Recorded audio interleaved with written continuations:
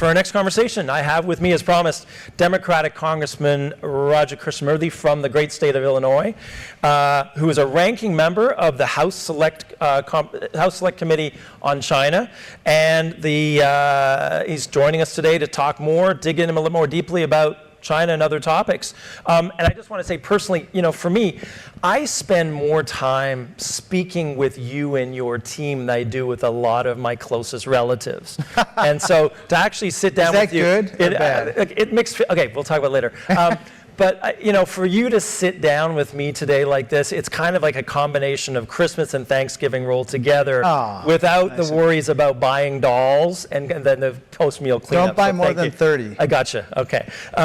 Anyway, it's wonderful to have you here. And I want to start off with a question that I just asked Congressman McCall, and I'd love to get your views on this, is going with the news is that any time now it's possible that President Trump is going to get on a call with China's leader, Xi Jinping, okay? You are the ranking member of the House Select Committee on China. You know this relationship in and out like nobody's business. What do you think that call should be about? What should the president be trying to get from Xi Jinping or communicate to him? Well, it should not be a big, beautiful plane. Let's just make clear of that. But apart from that, I think that there are a couple things that come to mind. One is we want them, the CCP, to understand that on a bipartisan basis in the United States, whether you're Democrat or Republican in Congress, or a Democratic president or Republican president, we will do everything to deter economic, military, and technological aggression that's being practiced by the CCP toward us, but also our allies, friends, and partners. And then the second thing, which is very important, is we are very concerned about the CCP's military aggression, especially toward Taiwan, but also in the South China Sea. And we're going to band together with our friends, partners, and allies to deter that. I guess the third and final thing is on the trade issue, we would like to have a stable trading relationship with the CCP. However, that is in part dependent on whether they're going to stop with their economic aggression, the most important of which are the economic dumping of goods beneath the the cost of producing those goods to basically destroy their competition, as well as IP theft, among other things. Right. So you mentioned Taiwan, of course. You have just come from co-chairing a hearing on the Hill about promoting deterrence, ensuring that there isn't a Chinese invasion of Taiwan. You have been releasing and introducing a series of bills about Taiwan, the Fund Taiwan Allies Act. Right. Today, I think there's a new bill you're introducing about the Six Assurances Act. So tell us, what are you concerned about right now, given this point in time in the U.S.-China relationship? What's happening on this side of the Pacific? What's happening there? What is really making you really concerned about the status across the Taiwan Strait? It's always been tense, but why the tension right now? What's different? What's keeping you up at night? Well, I think that, first of all, Congress has always been the ballast, I think, in this relationship, whether it was, the source of the Taiwan Relations Act, which really governs a lot of the relationship between us and Taiwan, or now this legislation which we're talking about, the Six Assurances Act, which helps to codify the 6 assurances that the United States gave Taiwan with regard to the relationship. I think one of the reasons why people are very concerned is maybe because of the equivocation that we're hearing in some of the rhetoric coming out of the White House about Taiwan. In my experience, when you engage in that kind of equivocation, you are showing weakness. And weakness invites aggression. And the aggression here that we could see would potentially precipitate a type of conflict that, we just talked about in the hearing this morning, could lead to a 10% drop in global GDP, or a $10 trillion drop in absolute terms, and would make, the height of the pandemic look like a walk in the park. And that's something that we as Americans right now, who are already feeling jittery about the economy, want to guard against at all costs. All right. Going with the news again. So the president is on a tour, a swing through the Middle East. And I heard. And a subtext of this of this trip and of the meetings he's having is to sort of offset or counter China's growing influence in the region. And there is this intersection of China, the U.S., and tech, which you have been thinking about very carefully. Can you tell us what your concerns are about China's influence in the Middle East and what the U.S. can and should be doing about it, particularly with regards to technology? Sure. Well, first of all, I think it's incredibly important for our constituents, for Americans, to always lead the world in high tech.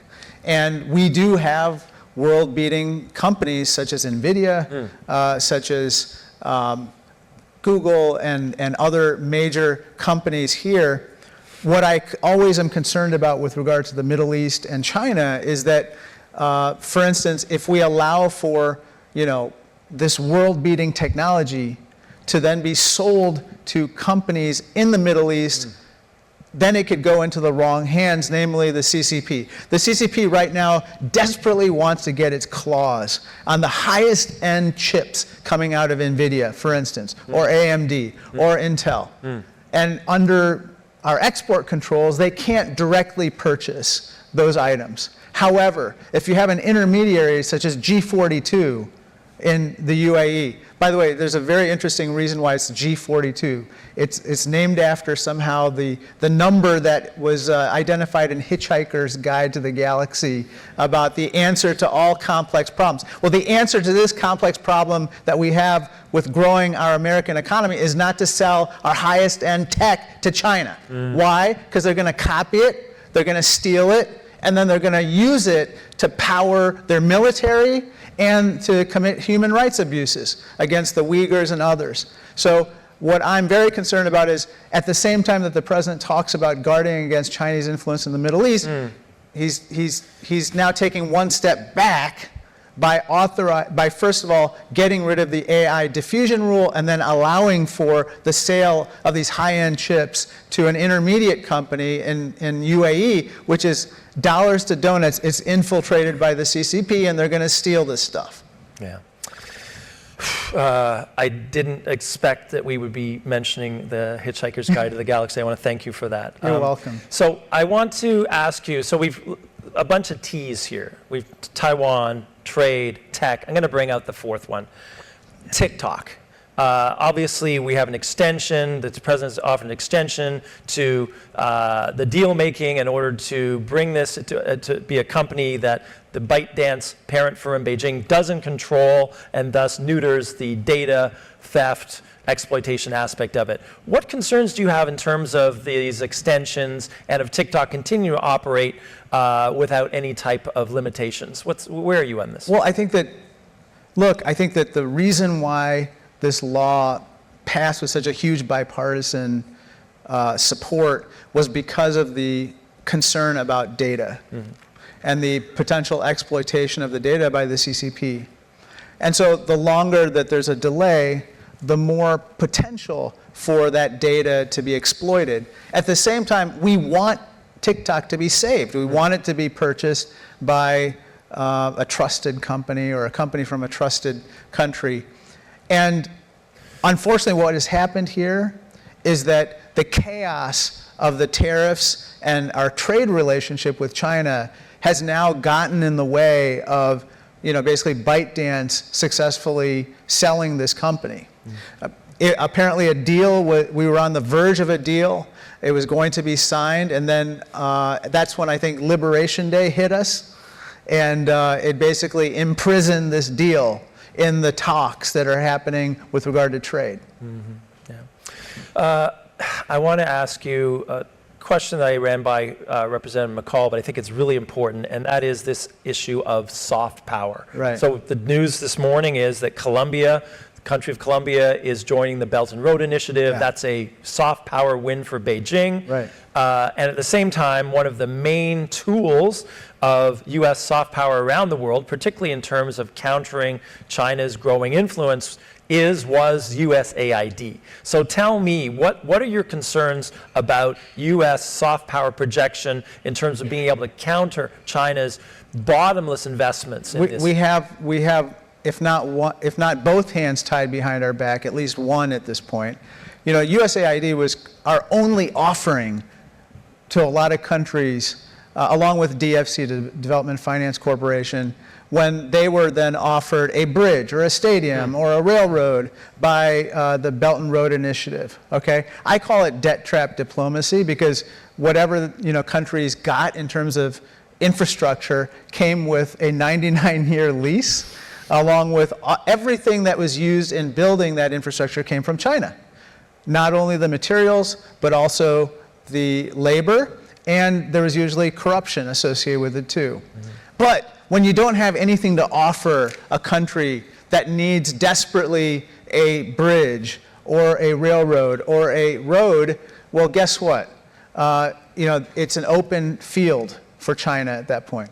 So we got to get our act together, okay? We have to have USAID stood up again. We have to have the men and women who were, you know, doing their jobs well for the most part at that agency back doing those jobs again. Because if we don't, they're just going to continue to accumulate. The Chinese are going to continue to accumulate soft power wins throughout the world, and that really disadvantages us from a security perspective and economic perspective. One last thing on that. USAID, one very interesting thing is that farmers in Illinois, along with farmers throughout the Midwest and Heartland, often sold their crops to USAID or through USAID programs. And we didn't really realize it until USAID programs got dismantled. So we're not only harming our national security, but also our economic prosperity in Illinois and other places too. Wow. Congressman, thank you so much for the conversation, for your time today. I just want to tip, I think the next time we meet on this stage, I think I might be introducing you as Senator Krishnamoorthi, so I look forward to that. But please please join me in thanking Congressman Rajavitz. He promoted me twice in like 2 seconds. Please join me, welcome to the stage, former National Security Advisor John Bolton and Politico's Capitol Bureau Chief Rachel Bade. Thank you, sir. Thank you. Felon, thank you.